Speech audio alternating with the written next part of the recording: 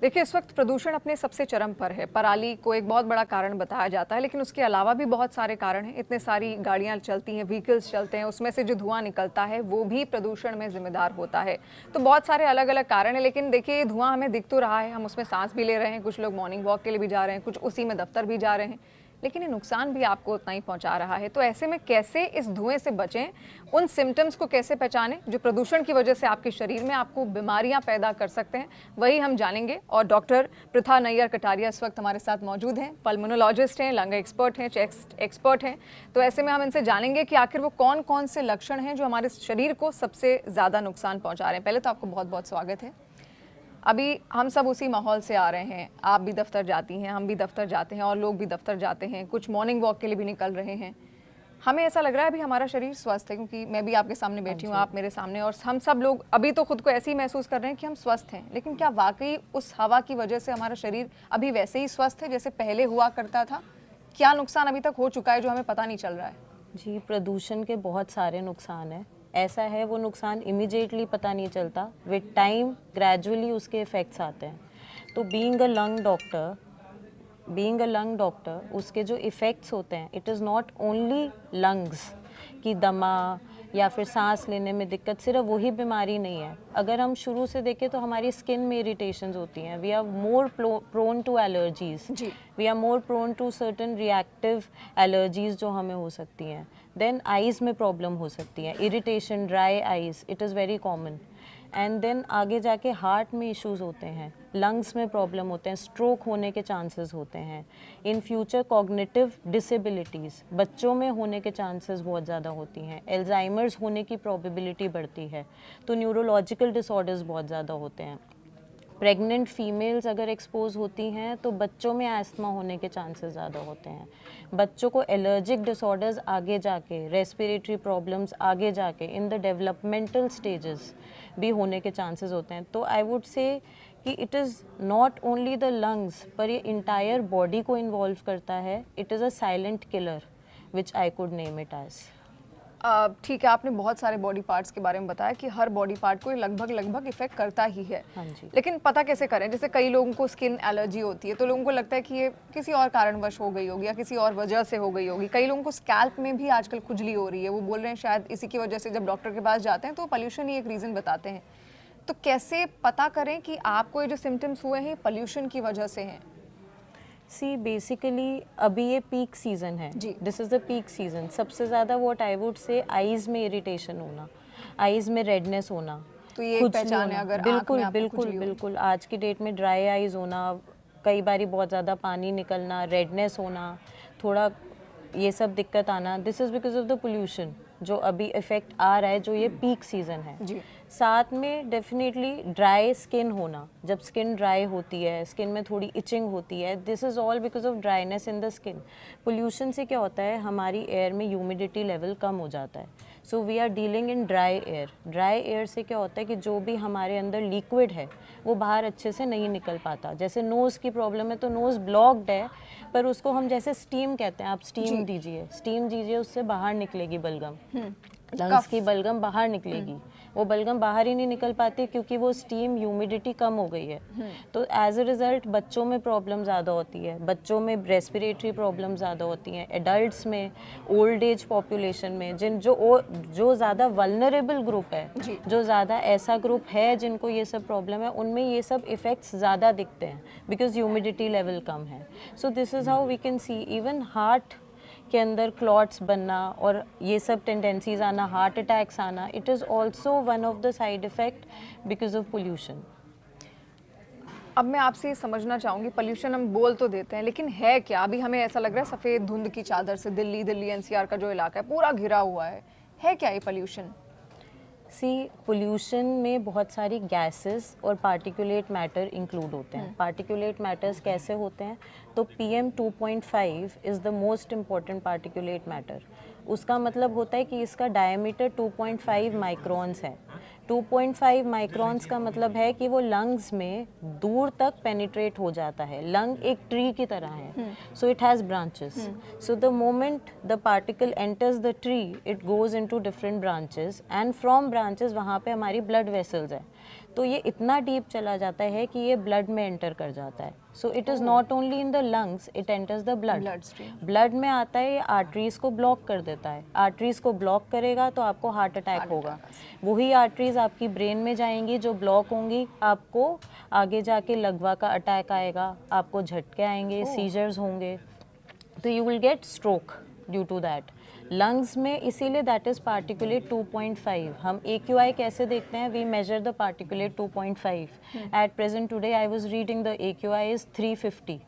तो this is what that is the particulate matter. एक होता है पार्टिकुलेट मैटर 10, उसका डायमीटर होता है 10 microns.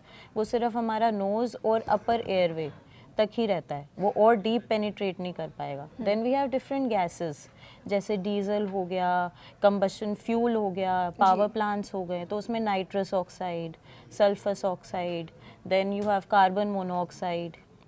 Then there is a gas known as ozone. Ozone normally air में ऊपर होता है, जब ozone at a ground level हो रहा है, so that is the gas which is very harmful also. तो जब ये सारी गैसेस मिलती हैं और इनका सनलाइट के साथ इफेक्ट बनता है, that is what we call as smog. So that is how smog is very dangerous also. मतलब ये इतना ज़्यादा खतरनाक है कि आपकी जान भी ले सकता है, क्योंकि दिल्ली NCR में तो अब जैसे ऐसा लगता है ठंड के वक्त जब ठंड शुरू होने वाली होती है दिवाली के आसपास, हम लोगों को आदत सी हो जाती है कि अरे ये सफ़ेद चादर, सफ़ेद स्मॉग क्या ही बिगाड़ पाएगी, लेकिन वो जान ले सकती है. बिल्कुल. एंड जान लेने का मैं आपको एक डेटा भी बताना चाह रही हूँ.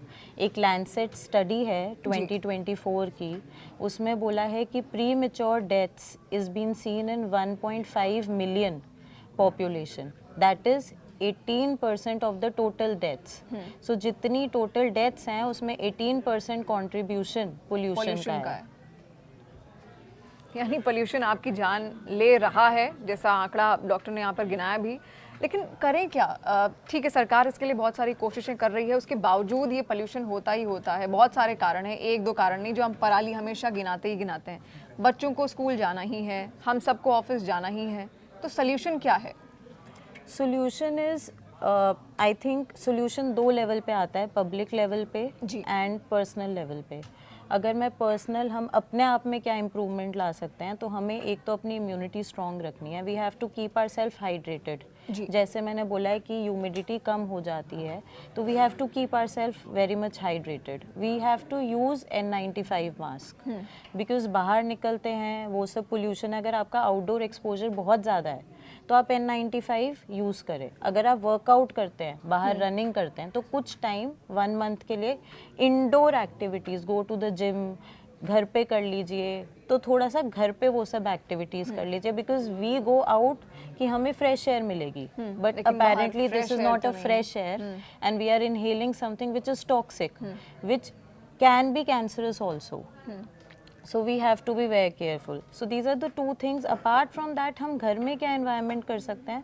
So we can keep a air purifier. So as a guideline say कि जिन पेशेंट्स को हार्ट की प्रॉब्लम है, जिन पेशेंट्स को एस्थमा है, सांस में दिक्कत है, फाइब्रोसिस है लंग्स की, तो इन सब लोगों को एक एयर प्योरीफायर घर पे रख लेना चाहिए. एयर प्योरीफायर भी बहुत तरीके के आते हैं, but I would suggest HEPA filter is the filter which is required. तो वो वाला एयर प्योरीफायर होना चाहिए.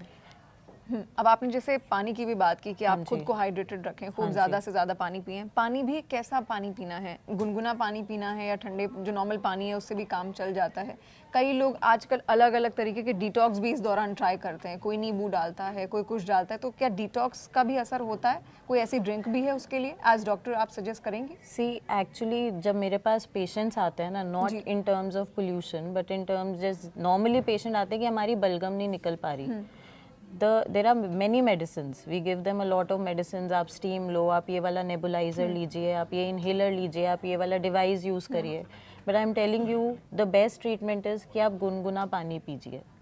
जितना आप गुनगुना पानी पिएंगे, आपकी अंदर की बलगम बाहर निकलेगी. So that is a very clear cut and there are very a lot of antioxidants like haldi and ginger. You use it in your, because it's been used and it is helpful. ये सब चीज़ें आपकी immunity और बढ़ाते पहले हैं। भी हमारे पुराने बुजुर्ग भी, बूढ़े बुजुर्ग भी इसको यूज करते दैट थे। इज़ व्हाट, और ये हर जना कर सकता है। अच्छा, This is जो not- पानी आपने कहा अभी, जो गुनगुना पानी पीने की बात है, सिर्फ उसी को पीना है जिसको जुकाम बुखार हुआ है, या कोई भी नॉर्मल इंसान भी पी सकता है नहीं, आप जो इस पोल्यूशन से बचना चाहता है? सी आप बहुत ज़्यादा गुनगुना पानी इन अ नॉर्मल प्रैक्टिस नहीं पी सकते, because it causes dryness of mouth. तो यस, आप एक हैबिट बनाइए कि आपको कुछ time in a day you can have some गुनगुना पानी। आप थोड़ा सा ग्रीन टी जैसी चीज़ें पीजिए जो एंटीऑक्सीडेंट का काम करेंगे। So these things are helpful in a way. इसके अलावा, क्योंकि आप पल्मोनोलॉजिस्ट हैं, चेस्ट एक्सपर्ट हैं, आप समझती हैं, आपके पास बहुत सारे पेशेंट्स भी, इस दौरान मुझे लगता है ज़्यादा हो जाती होगी उनकी संख्या। जी बिल्कुल, ऐसा होता है कि ये एक एक्चुअली एक चेंज ऑफ सीज़न है, तो इसमें 3-4 चीज़ें हैं जो सुपर इम्पोज्ड हैं।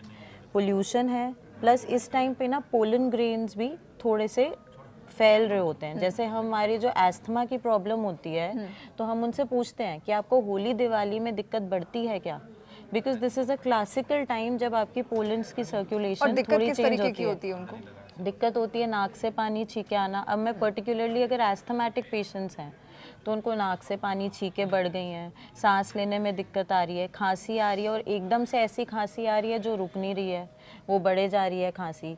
तो उस चीज़ में दे गेट वरीड कि हम क्या करें। चलते हैं तो सांस फूल रहा है, चेस्ट में कंजेशन हो रहा है, हेवीनेस लग रहा है चेस्ट में, गले में इरिटेशन हो रहा है कि अब गले में बहुत ज़्यादा, जैसे इवन एलर्जिक फेरेंजाइटिस, आजकल ड्राइनेस ऑफ माउथ और गले में खिचखिच होना इज़ वेरी कॉमन जो हम देख रहे हैं। It is because of the air we breathe, the kind of lifestyle जो हमारा चल रहा है। Everyone is so busy, it's very difficult to take out time for ourselves. And I also wanted to emphasize on one part. I said about air purifiers. जी। पर air purifiers के अलावा what I would recommend कि आप indoor plants ज़रूर रखें घर पे। तो there are classical indoor plants like snake plant, money plant, बहुत सारे होते हैं। तो that actually creates a very good environment. वो आपके घर पे बहुत हवा को अच्छा साफ क्लीन रखेगा। environment क्रिएट करेगा। everyone cannot afford a air purifier, it's not recommended कि हर जना रखे भी, but ये ज़रूर रखे। this is what is very important। अभी क्योंकि ठंडियों का सीज़न अब धीरे धीरे शुरू हो रहा है, गर्मियों में हम एसीज़ का बहुत ज़्यादा इस्तेमाल करते हैं, अब ठंडियों में ब्लोअर्स का बहुत ज़्यादा इस्तेमाल करेंगे। इसके अलावा जब हम खाना बनाते हैं, एग्जॉस्ट तो चलता है, लेकिन कई बार वो जो खाना बनाने से जो धुआं आता है, क्या वो भी लंग्स को वैसे इफेक्ट करता है जैसे ये पोल्यूशन कर रहा है? आपको मैं एक डेटा बताती हूँ। आप see, this is what is called as indoor pollution. एक तो आउटडोर पोल्यूशन है जो हम देख रहे हैं। इंडोर पोल्यूशन बहुत ज़्यादा कॉमन है, एंड यूएस में स्टडीज़ पहले जो लंग कैंसर होता था, it used to be like the common cause वो स्मोकर्स। आज की डेट में वो डेटा शिफ्ट हो गया है इनटू नॉन स्मोकर्स। जी। क्यों? क्योंकि एक तो जो फीमेल्स हैं, जो गांव की फीमेल्स हैं, दे आर डूइंग वर्क, चूल्हे पे काम करते हैं। हम जब किसी से पूछते हैं ना, मेरे से सबसे पहला सवाल होता है आपने चूल्हे पे काम किया हुआ है? तो वो कहते हैं हाँ जी 20 साल किया हुआ है। स्मोकिंग तो मैंने बिल्कुल नहीं करी, पर चूल्हे पे काम किया हुआ है। So this is a very common cause of indoor air pollution. दूसरा, मॉस्किटो कॉइल्स, इंसेंस स्टिक्स जो अगरबत्ती जलाते हैं, जो धूप अगरबत्ती जो होती हैं, उससे भी नुकसान है? जी, एक मॉस्किटो कॉइल इज़ मोर और less equal to 100 cigarettes. Oh. आज की डेट में whatever we are inhaling as a air, वो तो 30-35 जो भी cigarettes, 100 cigarettes, whatever the data is, उतने सिगरेट्स के बराबर है। लेकिन एक मॉस्किटो कॉइल काफ़ी सिगरेट्स के बराबर है। और आजकल की जो रिसेंट जनरेशन आ रही है which is going towards hookah, everyone is going in that trend. जी। तो that is all equivalent and it is as पर it is very much harmful. अभी जो ये प्रदूषण है लंग्स को किस तरीके से इफेक्ट कर रहा है, और मैं आपसे ये भी समझना चाहूँगी क्योंकि आपने शुरुआत में कहा था कि इससे और बीमारियां भी हो सकती हैं, हार्ट अटैक, ब्लॉकेज आपको हो सकता है। लंग्स को ये कैसे इफेक्ट कर रहा है, और क्या इस पोल्यूशन में जो इतना सफ़ेद दिख रहा है, हमें लग रहा है कि नॉर्मल फॉग की तरह है जो ठंडियों में अक्सर होता है, हम कई बार उससे कंफ्यूज भी हो जाते हैं कि अरे सर्दियाँ अब शुरू हो गई हैं। तो जो गाँव के, शहरों के लोगों को तो तब भी पता होता है, उनको आइडिया नहीं होता। क्या इस पोल्यूशन में वो कैंसर एलिमेंट्स भी मौजूद हैं? जी बिल्कुल। अब पहली बात तो जैसे मैंने आपसे डिस्कस किया कि इंडोर पोल्यूशन आज की डेट में most common cause of cancer बन गया है। वेस्टर्न स्टडीज़ में तो बन ही गया है, इंडियन स्टडीज़ में भी आ गया है। तो पहले कैंसर जैसे स्मोकिंग ही हम कहते थे is the one which is causing cancer, अब सिर्फ स्मोकिंग कॉज नहीं रहा है। Because there are so many elements जो हम यूज़ कर रहे हैं which is a cause of cancer. जो नॉर्मल हवन हो रहा है, धूप अगरबत्ती लाइट हो रही है, मॉस्किटो कॉइल्स लग रहे हैं, जिस हिसाब से वो चूल्हे पे खाना बन रहा है, this all is a source of cancer. जो एयर हम ब्रीथ कर रहे हैं, इन सब में कार्सिनोजेनिक एलिमेंट्स होते हैं और definitely it is a risk of cancer. So ये आगे जाके डेफिनेटली हमें उस चीज़ की स्क्रीनिंग करनी बहुत ज़रूरी है। अच्छा, स्क्रीनिंग पे भी मैं आऊँगी, वो भी मैं आपसे पूछूंगी कि कैसे पता करें, लेकिन एक बार और बारीकी से मैं पूछना चाहूँगी। हम इस पोल्यूशन में सांस ले रहे हैं, समझिए मैं बाहर खड़ी हूँ, मैंने सांस ली, हवा अंदर ली, कोई मास्क नहीं लगाया, कोई फिल्टर नहीं है, तो कैसे वो हवा अंदर जाके कैसे नुकसान पहुँचा रही किसी भी आम शरीर को? जैसे मैंने आपको बहुत क्लियरली बताया है, मैं बिल्कुल मैथमेटिकल टर्म से बताती हूँ। एक पार्टिकुलेट मैटर 2.5 माइक्रोमीटर का होता है, तो वो चीज़ जब आपके लंग्स के अंदर पहुँचेगी, वो बहुत इजीली आपके वेसल्स में, ब्लड में सर्कुलेट हो जाती है। अब जैसे ही ब्लड में चली गई तो वो पूरी बॉडी में पहुँच गई ना। हाँ, एक एक अंग अंग में आपके वो पहुँच चुकी है, घुल चुकी है, पूरे शरीर में घुल चुकी है। थोड़ा थोड़ा तो हम सहेंगे उसको, हम यूज्ड टू हैं, हम उस एनवायरनमेंट में रह रहे हैं, पर जिन लोगों को ऑलरेडी प्रॉब्लम है तो उसमें तो उसने 10 गुना ज़्यादा इफ़ेक्ट किया। हमें उसने आगे जाके ऐसी कंडीशन में डाल दिया कि हमें इन फ्यूचर प्रॉब्लम हो सकती है। इसीलिए हमें अपने सेफ्टी मेजर्स तो रखने ही रखने हैं जी। That is what is important. जब हम लोग स्कूल में होते हैं तो साइंस बुक में हमेशा जब लंग का स्ट्रक्चर पढ़ाया जाता है तो गुलाबी रंग के लंग्स दिखते हैं। आपने जब आप लोग भी फाड़ते होंगे चेस्ट वगैरह को ऑपरेशन के दौरान, आपने देखा होगा ब्लैक और ब्राउन लंग्स भी बहुत ज़्यादा पॉपुलर। ये है क्या और कैसे होता है? क्या इस प्रदूषण की वजह से भी हम सबकी लंग्स कैसे होंगे इस टाइम? क्या शेप और क्या उनका कलर होगा और क्या ये दर्शाते हैं, इनका मतलब भी क्या है? नॉर्मल कलर लंग्स का आपको रेड दिखता है, एब्सोल्युटली करेक्ट। हमने ऐसे बहुत केस किए हैं, इनफैक्ट हमने एक स्टडी की थी, सारे स्टूडेंट्स भी थे साथ में हमारे, तो उसके अंदर एक इंस्टीट्यूशन में वी डिड अ स्टडी। हमने बायोप्सीज ली थी लिम्फ नोड्स की, तो उसमें से हमें लगा या तो टीबी होगा या उनको लिम्फ नोड ऐसी गांठें होती हैं बेसिकली कई लंग्स में जो नॉर्मली प्रेजेंट होती हैं, अगर कोई इन्फेक्शन हो या कुछ हो तो वो बढ़ जाती हैं। तो हमने उनसे सैंपल्स लिए थे, सैंपल्स लिए, हमने सोचा कि उसके अंदर कुछ इन्फेक्शन निकलेगा या फिर कुछ कैंसर होगा, पर कुछ नहीं, उसमें काला काला मटेरियल निकलता था। So that is known as anthracosis. वो किस में होता है? जैसे जो कोल वर्कर्स जो होते हैं, जो उसमें काम कर, कोल माइनर्स होते हैं, इवन जिन्होंने चूल्हे पे काम किया हुआ है, अंगीठी में, पहाड़ों के लोगों में, और आज की डेट में नॉर्मली भी बहुत ज़्यादा पाया जा रहा है जो पोल्यूशन। मतलब this I have seen it by myself, ये मैंने खुद देखा हुआ है and we have reported it also. तो it is increasing day by day and I have seen कि हम ब्रोंकोस्कोपीज करते हैं, अंदर से दूरबीन डाल के अंदर से लंग्स को देखते हैं तो उसमें काला काला जमा होता है काफ़ी लोगों में। कई लोग तो स्मोकर्स होते हैं, कई नॉन स्मोकर्स में भी जमा होता है, तो क्रॉनिकली उनको ये प्रॉब्लम होती है। So this is the air which we are inhaling the, और जिस हिसाब का हमारा लाइफस्टाइल है सुपर इम्पोज्ड ऑन दैट जी, तो ये सारी चीज़ें इकट्ठे मिलके उसका फिर प्रभाव हमें दिखता है बाद में। लेकिन तो ये जो काला हिस्सा है लंग्स से, क्या ये हमेशा अंदर ही रह जाएगा, लंग्स में ही रह जाएगा, या उसको कभी ख़त्म भी किया जा सकता है कुछ तरीकों से? उसको ख़त्म नहीं किया जा सकता। मतलब आपके लंग्स इन्फेक्ट हो चुके हैं तो फिर वो दोबारा ठीक नहीं हो सकते? तो बेसिकली वो इन्फेक्शन नहीं है, बट ये है कि वो आपके लंग्स को उसने कुछ एरिया को ख़राब कर दिया है। अब हम कहते हैं स्मोकिंग का जो डैमेज है वो परमानेंट है, वो रिवर्सिबल नहीं है कि वो ठीक हो जाएगा। जो डैमेज है परमानेंट है, हम उसका इलाज करते हैं कि वो बढ़े ना। और वो उतना हिस्सा आप हमेशा इन्फेक्टेड ही तो आपका प्रभावित रहेगा। तो ये इस पोल्यूशन की वजह से भी अभी भी हम सबके शरीर में ऐसा ही हो रहा होगा? डेफिनेटली। जैसे आप कैसे पता करती हैं कि जो पेशेंट आपके पास आया है उसको पोल्यूशन की वजह से दिक्कत है? और मैं सिम्टम्स भी जानना चाहूँगी, और फिर क्या स्क्रीनिंग आप उनको बताती हैं कि क्या टेस्ट के थ्रू उनको पास करना होगा ताकि पता कर सकें कि पोल्यूशन का ही असर है? अगर कोई नॉर्मल है, जैसे फॉर एग्जांपल मुझे कोई रेस्पिरेटरी की प्रॉब्लम नहीं है, आपको कोई प्रॉब्लम नहीं है, तो आपको एज सच कोई मेजर सिम्टम्स इतने आएंगे नहीं। आपको माइनर सिम्टम्स आएंगे, जैसे मैंने बोला आईज में इरिटेशन होना, गले में खराश होना, जिसका सेंसिटिव मतलब आई मीन जिसका सेंसिटिव फेरिंग्स है, सेंसिटिव थ्रोट है, तो उनको थोड़े ज़्यादा सिम्टम्स आएंगे। सिम्टम्स जनरली आते हैं जिन लोगों को ऑलरेडी प्रॉब्लम है, जिनको ऑलरेडी थोड़ी सी जैसे एज ज़्यादा है या कोई बीमारी या पहले बीमारी से है या फिर बच्चे हैं, तो उनमें सिम्टम्स थोड़ा जल्दी आते हैं। हमारे में तो ग्रेजुअली विद टाइम, हम कहते हैं ना किसी चीज़ की लत लग जाए तो वो एकदम से तो इफेक्ट नहीं करती जी। वो विद टाइम ही करेगी। तो it is a gradual exposure, plus हमारी बॉडी भी उस चीज़ की यूज टू हो गई है, तो we have learn to live like this and we are living like this.